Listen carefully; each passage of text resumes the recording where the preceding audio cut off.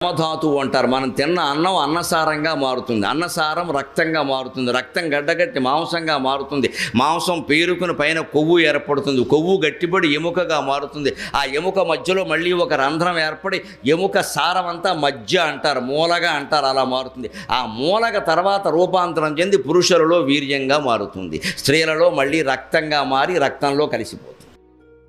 అంత శక్తివంతమైంది కాబట్టి పురుషుని రేతస్సుకి సంతానం కలిగించే శక్తి ఉంది. మళ్ళీ తనలాంటి వాడిని అచ్చంగా ఒక్కడిని తయారు చేయగలుగుతున్నాడు వీడు.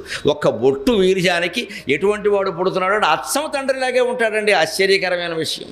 అంతేకాదు, తాత పోలికలు వస్తాయి, మేనమామ పోలికలు వస్తాయి, ఆ వంశం ఆ జీన్స్ ఏవైతే ఉన్నాయో అవి వచ్చేస్తాయండి. తండ్రి పోలికలు రాకపోతే తాత వచ్చేస్తాయి ఒక్కోసారి. ఒక బొట్టుకి అంత ప్రభావం ఉంది. మనం ఇవాళ దాన్ని కేవలం ఏదో నన్ను మరొకరు అనుకోవద్దు, ఉన్న విషయం చెబుతున్నా. లైంగిక కార్యకలాపాలకు సంబంధించిన దాన్నిగా భావించడం అది ఏమీ